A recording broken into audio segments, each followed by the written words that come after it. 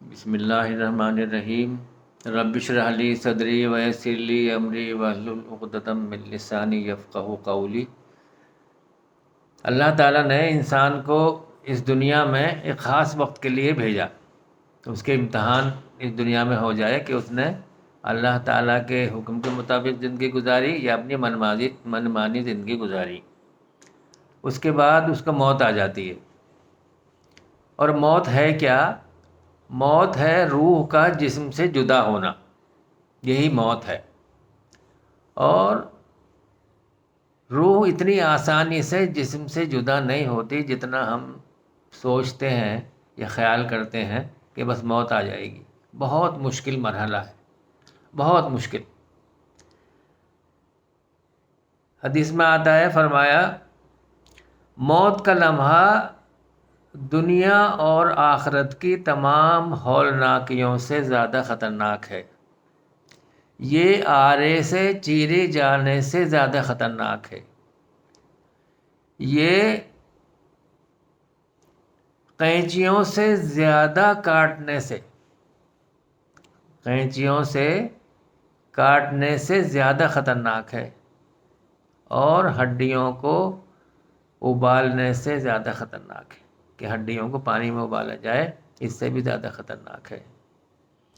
اور فرمایا کہ اگر مردہ واپس دنیا میں آئے اور اپنی تکلیف بیان کرے تو تمہیں نیند نہ آئے اور تمہارا چین اور سکون ختم ہو جائے۔ یہ ہے موت کا معاملہ کہ وہ کتنا تکلیف دہ ہے۔ نبی کریم صلی اللہ علیہ وسلم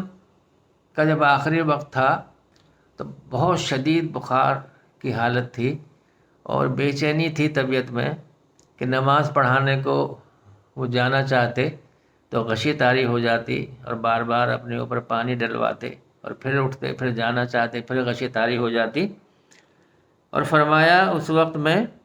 کہ موت کی بڑی سختی ہے، موت کی بڑی سختی ہے۔ یعنی نبیوں کو بھی جو اتنے اللہ تعالیٰ کے بندے، جو محبوب بندے، ان کو بھی اتنی سختی تھی، تو پھر ایک عام انسان یا گنہگار انسان کا کیا حال ہوگا جو موت کے وقت، اور کتنی مشکل چیز ہے۔ ابو ہریرہ رضی اللہ عنہ موت کے وقت میں رو رہے تھے، تو ان سے معلوم کیا گیا کہ کیا موت کا غم ہے؟ فرمایا نہیں، بلکہ اور کہنے لگے کہ مجھے غم یہ ہے کہ آخرت کا سفر لمبا ہے اور میں نے اس کے لیے توشہ جو لیا ہے وہ بہت کم ہے۔ مطلب یہ کہ اعمال میرے ایسے نہیں ہیں، اور اس کے لیے ان کو غم تھا۔ حالانکہ ایسے صحابی کہ جن کی زندگی آپ صلی اللہ علیہ وسلم کے ساتھ ساتھ گزری اور ان سے ہزاروں حدیثیں منقول ہیں،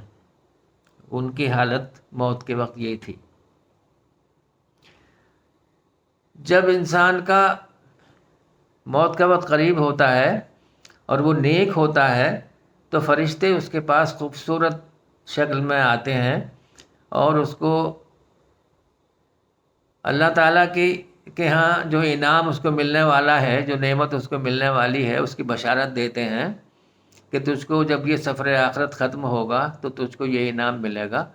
تو اس کی روح خوش ہو جاتی ہے اور وہ نکلنے کے لیے بے چین ہو جاتی ہے، یعنی خود بخود روح کہتی ہے کہ میں چلوں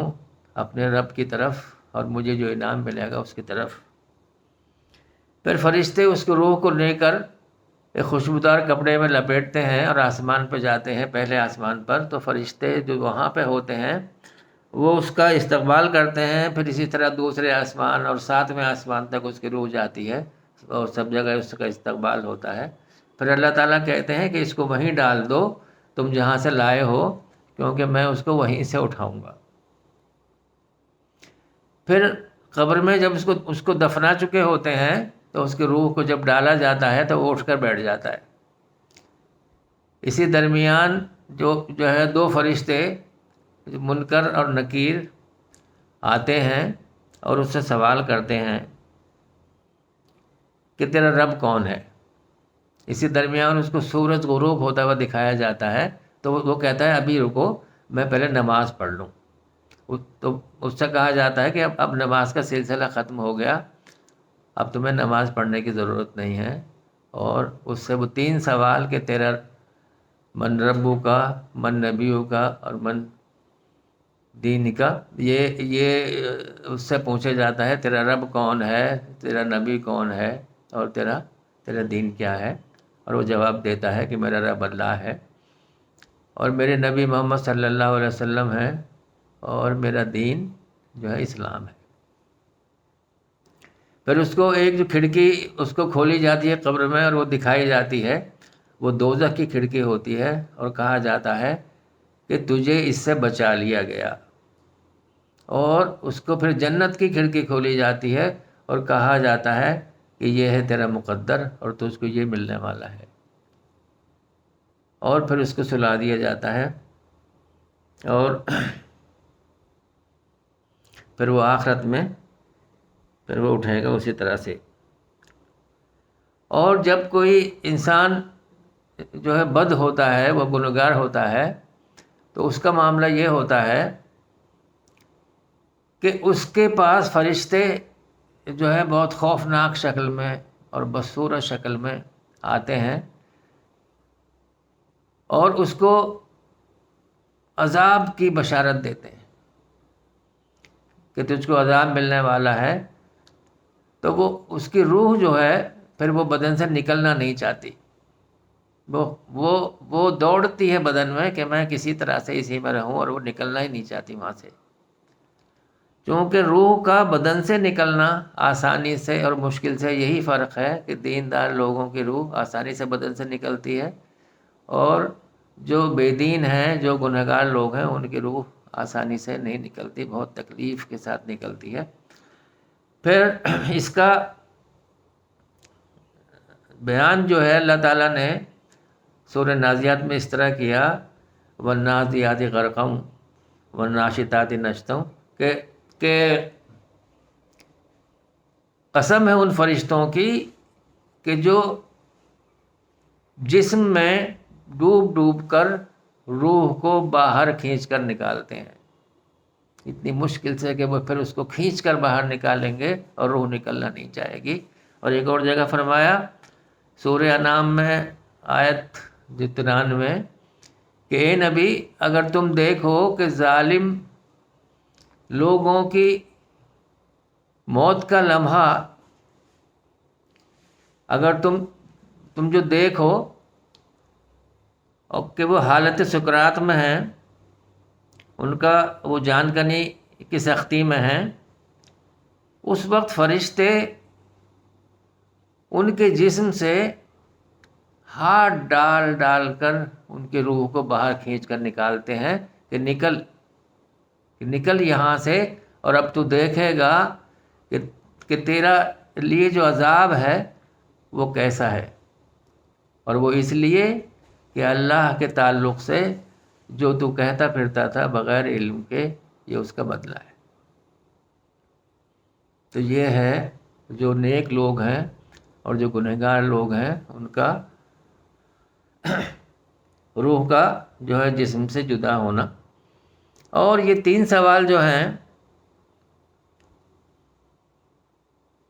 وہی اس سے بھی معلوم کیے جائیں گے، اور وہ ان تینوں کا جواب نہیں دے پائے گا۔ اور پھر اس کو ایک کھڑکی اس کو کھولی جائے گی جنت کی، اور کہا جائے گا کہ تو اس سے محروم ہو گیا۔ اور پھر ایک اور کھڑکی کھولی جائے گی دوزخ کی، اور کہا جائے گا کہ یہ تیرا مقدر ہے، اور تو اس میں رہے گا اب ہمیشہ۔ اور پھر اس کو آگ کا لباس پہنایا جائے گا، اور آگ کا ہی بستر ہوگا، اور وہاں وہ اسی تکلیف میں۔ اور ایک فرشتہ اس کے سر پر ہتھوڑی مارے گا اتنی زور سے کہ اس کی کن پٹی پر کہ وہ ریزہ ریزہ ہو جائے گی، اور پھر وہ دوبارہ ایسے ہی بنے گی، اور پھر مارے گا، اور وہ مارتا رہے گا اس کو اسی طرح۔ اور وہ کن پٹی پہ کیوں مارے گا؟ اس لیے کہ یہیں پہ ہمارا دماغ ہے کہ جس نے اللہ کی محبت کو اور نبی کے طریقے کو اور اللہ کے بتائے ہوئے حکموں کو اس نے نہیں مانا اور دین پر نہیں چلا، اور اس کی سمجھ میں نہیں آیا کہ آخر زندگی ہے کیا اور میں کیوں دنیا میں آیا ہوں، اس لیے اس کے سر پر یہ ہتھوڑا پڑتا رہے گا اور وہ عذاب میں رہے گا۔ تو یہ 3 سوال جو ہیں ان کا جواب صحیح صرف وہی شخص دے پائے گا کہ جس نے اپنی زندگی میں ان تینوں چیزوں کو اپنا لیا ہوگا۔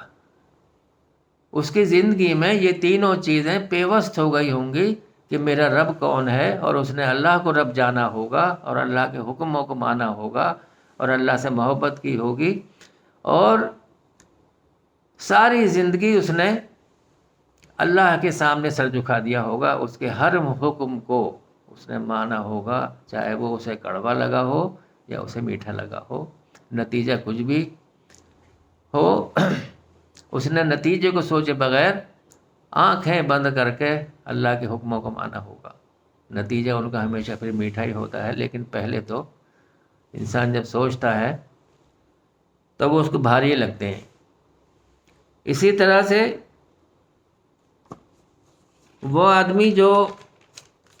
اللہ سے دور رہا اور نبی کے طریقے سے دور رہا، وہ ان سوالوں کا جواب نہیں دے پائے گا۔ نبی کریم صلی اللہ علیہ وسلم نے ارشاد فرمایا کہ دنیا میں انسان کے 3 جو دوست ہیں، ایک دوست اس کا وہ ہے کہ جو آنکھ بند ہونے تک اس کا ساتھی ہے بس، اور جب اس کی موت آ جاتی ہے تب اس کا ساتھ چھوڑ دیتا ہے، اور دوسرا وہ ہے کہ جو اس کے قبرستان تک ساتھ رہتا ہے، اور تیسرا وہ ہے جو اس کا حشر تک اور اس کو آخر تک اور آخرت تک اس کا ساتھ رہتا ہے۔ اور فرمایا کہ وہ پہلا ساتھی اور پہلا دوست وہ ہے اس کا مال، اس کی مال و دولت، اس کی جائیداد، اس کی وہ ساری چیزیں جو اس نے حاصل کی تھیں بڑی محنت سے، اس کے آنکھ بند ہوتے ہی اس سے جدا ہو جاتی ہیں۔ حد یہ ہے کہ اس کی انگوٹھی، اس کا گھڑی، اس کے کپڑے، سب کچھ اس کے جسم سے بھی اتار لیے جاتے ہیں، اور اس کا مال پھر اس کا نہیں رہتا۔ اور دوسرے وہ رشتہ دار ہیں جو اس کو قبر تک پہنچا دیتے ہیں، بس اتنے ہی رشتہ داری ہے۔ اور رشتوں کے لیے بھی اس نے بہت کچھ کیا ہوتا ہے کہ یہ میری برادری ہے، یہ میرے خاندان والے ہیں، یہ میرے بیوی بچے ہیں، ان کے لیے جان کھپا دی، ان کے لیے اللہ کے حکموں کو توڑا، اللہ کا کہنا نہیں مانا، نبی کے طریقے کو چھوڑ دیا، اور ان کے لیے سنت چھوڑ دی کہ کسی طرح سے برادری میری جو ہے وہ خوش ہو جائے، کہ نکاح کے طریقے میں سنت طریقہ نہیں دیکھنا چاہتا، سنت پھر وہ ڈھونڈتا ہے جب طلاق کا مسئلہ ہوتا ہے کہ اس میں طلاق میں کیا سنت طریقہ ہے اور کیا اللہ کا حکم۔ اور جس وقت وہ نکاح ہونے کو ہوتا ہے تب نہیں یہ سوچتا، نہ وہ دیکھتا ہے کہ سنت طریقہ کیا ہے، بس رواج اور رواجوں میں ایسے مست ہیں، اور وہ پھر یہ نہیں سوچتا کہ آخر اس کا انجام کیا ہونا ہے، اور میرے نامہ اعمال جو ہے وہ کدھر کو جا رہے ہیں، اور وہ کیا میرا حشر ہوگا۔ تو ہمیں بس غور یہ کرنا ہے کہ یہ تینوں سوال جو ہم سے ہونے والے ہیں کہ تیرا رب کون ہے اور تیرا نبی کون ہے، تو رب کے حکم کو اور پوری شریعت کو، اور یہ ایک چوتھا سوال وہاں پہ یہ بھی ہوگا، وہ سوال نہیں ہوگا بلکہ سب یہ فرشتے پوچھیں گے کہ یہ تینوں سوال تجھے کہاں سے آئے، تو وہ کہے گا کہ میں نے قرآن پڑھا تھا اور قرآن کو سمجھا تھا اور قرآن پر عمل کیا تھا۔ تو قرآن کے پڑھنے والے اور قرآن کو جن لوگوں نے سمجھ لیا، اور قرآن سے ہی یہ پتہ چلتا ہے، اور قرآن ہی دل میں اللہ کی محبت اور یہ سب اتارتا ہے، اور نبی کے طریقے کو اور سنت اور یہ سب چیزیں، اور پھر ہمیں شریعت بتاتا ہے، اور جب دل میں چیزیں اتر جاتی ہیں تو پھر ہمارے اعمال اسی طرح سے چلنے لگتے ہیں کہ جو ہمیں جنت میں پہنچانے والے ہیں، اور اللہ سے ہمیں محبت جو بڑھانے والے، اور اللہ پھر ہم سے محبت کرتا ہے۔ ہم پہلے اللہ سے محبت کریں، اس کے خوف اور امید کی زندگی گزاریں اس درمیان میں، کہ ہمیں امید بھی ہو اور ہمیں خوف بھی ہو، اور اعمال ہمارے ایسے ہوں، پوری کوشش ہماری ہو کہ ہم سے اللہ راضی ہو جائے۔ اور روز کی کمائی انسان کی یہ ہے کہ وہ یہ سوچے کہ آج مجھ سے اللہ ناراض تو نہیں ہوا، کہ اللہ مجھ سے خوش تھا۔ روز روز کا سوچیں، چونکہ روز نامہ اعمال لکھا جا رہا ہے اور یہی نامہ اعمال ہم کو اس دن دیا جائے گا۔ اللہ تعالیٰ سے دعا ہے کہ وہ ہمارے نامہ اعمال ہمارے داہنے ہاتھ میں ملیں اور ہم اس دن خوش ہو جائیں اپنی اس زندگی کے گزارنے کے لیے، اور جو ہم اس زندگی کو گزاریں ہم اپنی زندگی اسی طرح گزاریں جیسی اللہ چاہتا ہے اور نبی نے بتائی، اور شریعت کے طریقے پر اللہ ہمیں عمل کی توفیق عطا فرمائے۔